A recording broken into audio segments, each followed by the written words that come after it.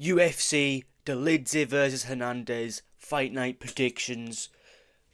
Yeah, I went 8-3 on the last card, so like we're getting close as that full card sweep. So let's just get straight into it then. Uh, Dolidze versus Hernandez. Now I would give you an in-depth breakdown on why I think Hernandez is going to win this one, but let's be fucking real. We know Hernandez is going to win this one, and if Hernandez somehow manages to fuck this up, it just shows how shit middleweight is. If you can't tell, I'm going with Hernandez. Hernandez is just has something that is good, while Dolidze's just average everywhere. There's nothing what stands out to me with Roman Dolidze. He's literally just like, he's like a slightly better Marvin Vettori, which shows because he just slightly was a little bit better than him in his last fight. But I like his activity. I like that he's fighting. I like that he's like not just sitting around fighting fucking whoever. But he's kind of like the best out of the mediocre fighters. You know, he beat Kevin Holland. He beat Marvin Vettori. He beat, oh, what the fuck's that other guy? Anthony Smith. Why the fuck I was about to say Stephen Smith? You know, he beat all the mediocre, just kind of exist in the UFC rankings fighters. So he's kind of proven that he's the best mediocre fighter in the UFC. But I don't think he's on Anthony Hernandez level. I think Anthony Hernandez is really fucking good. And I think he's probably one of them people. Like, I think we're gonna watch this fight this weekend, and depending on how it goes, he could be the guy in the middleweight division to beat Chimaev. Maybe he could be the guy. Obviously, we got Dricus next week, but if Dricus fucking flops it, then we've got Hernandez. So yeah, I'm kind of excited for this one. Kind of. I hope Hernandez gets this one done pretty quickly. And let's move on to the next fight. See, the UFC website, they don't like to update the website very often. So now I've got to go to Tapology and show you. Because it's actually Steve Erceg versus Ode Osborne.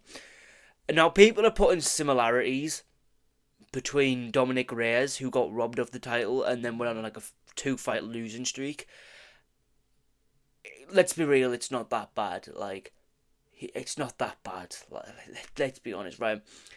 Robbed against Pantoja, that's awful, shouldn't have happened, but that's what happens when you fight Brazilian fights in Brazil, right? Then he got knocked out by Kai Kara-France, obviously not the best thing you wanted, but like, Brandon Moreno, he didn't really do much, right? But if he loses to Ode Osborne, then he is actually washed, because I've watched the both of these two, like, literally side by side. Erceg's better everywhere, and if Erceg loses this, then Erceg's just, I don't know, maybe the robbery got to him. Then if he loses this one, then he is having a Dominic Reyes fall off, because I don't see a way he can lose. He'd have to want to lose this. He'd have to step in the cage and just forget everything he's been taught in the fucking 15 years of competition. He'd have to just forget everything he's learned, keep his fucking hands down, you know what I mean? Just throw empty kicks, I don't know, fucking jump in the fucking air between every shot, I don't know, just something like, I don't see a way Erceg can lose this. He's better than Ode Osborne everywhere. He is just the better fighter. If he loses this, then he is having a Dominic Reyes fall off. There's no other fucking way of putting it. So I'm going with Steve Erceg. This is kind of a lock of the card, but I am kind of worried because like people are making them similarities, and it makes so much sense if he loses this. So Erceg don't. We like you, Erceg, but let's get back to the UFC website. I'm not even gonna like sugarcoat this, right? Angela Hill is mid. Lucindo, she's okay. To be fair, I can't even remember watching any of these fighters, to be honest. Like, Lucindo and Angela Hill, I haven't watched either of these two fighters in fucking years. But I'm going with Lucindo because she looks like a man, and Angela Hill looks more like a woman. So, yeah.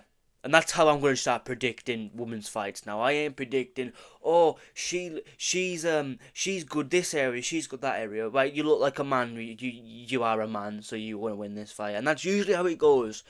Unless it's fucking Whaley versus Savares, or what the fucking name was, I don't know. But yeah. Yeah, Whaley's they literally the only woman's fighter I can actually sit there and watch and be like, you know what, she's pretty fucking good. You know what I mean? The rest of them are pretty, you know what I mean? But yeah, moving on to the next fight. Our good friend Christian Rodriguez who's fighting. 50-50 fighter Christian Rodriguez. Right? Because if Andre Philly was 24-0 and has just had fucking 3 fights in the UFC, finished them all first round, not for fucking finishes in the first minute, then I would choose Christian Rodriguez to win this. But then Andre Philly, this is the type of fight that fucking Christian Rodriguez is going to lose to. It just is. I said it before against Costa, that guy who's like half white, half black. It's just the best way of putting it. Like, you say whatever you want about that, but it is just the best way of putting it. He probably should have won that. And going off of his Austin Bashi performance, he looked the best he's ever looked against Austin Bashi. So I don't even know how he lost that fight. But I'm going to go Christian Rodriguez. It's a risky pick, because every time I pick Christian Rodriguez, he just fucking loses. And it's annoying, but it just is what it is. It just is what it is, isn't it? Andre Philly. Yeah, if he was undefeated, I'd be definitely choosing Rodriguez and C-Rod very fucking confidently. But because he's not, he's going to flop this. He will just flop this. And I think if he does flop this, remove him from the UFC. Like, all he's going to do is like, oh, you've got fucking undefeated, some fucking undefeated Polish fighter from fucking Warsaw who's fucking 15 fights, 15 first round finishes in the first minute, hasn't been past the fucking 2-minute marker, and then Christian Rodriguez is gonna go in there and just ruin the fucking hype. And then you gotta think about that as well. So we need to have more fucking good things with Christian Rodriguez, because he's 50-50, so you need to get him out of the sport if he loses this one. But moving on to the next fight, which is Miles Jones versus Gene Masamuto.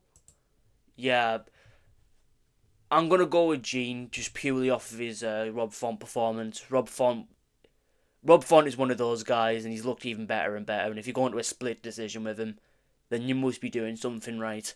And Miles Jones is Miles Jones, and he's just kind of there. He's not bad, he's not good, he's just there. You know, he's just there. So yeah, I'm choosing Gene to win this one. But on to the next fight, which is Anders versus Christian Leroy Duncan. I'm choosing Christian Leroy Duncan. Leroy Duncan is pretty good. I haven't really got much to say more than that. He just is pretty decent. There's nothing I can really say. While Anders is kind of mid. But yeah, move on to the next fight. Julius Walker versus I don't have to tell you anything about this guy, right? Rafael straight up got into the cage and just quit against Ibo Aslan, who I thought he was going to beat him.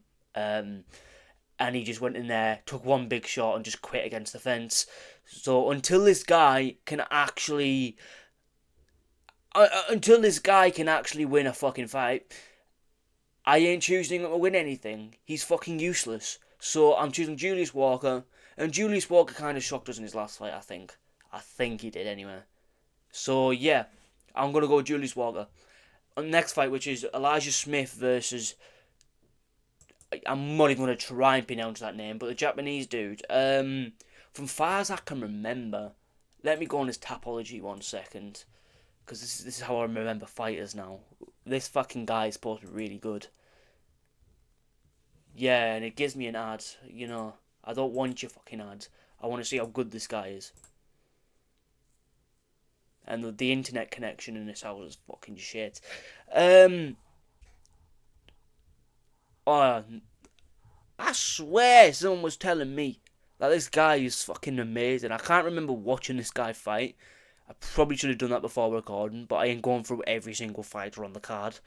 But he got knocked out by Nakamura. That's not a bad loss. Garrett Varmfield, that's kind of shit. And I don't even know who this guy is, but yeah.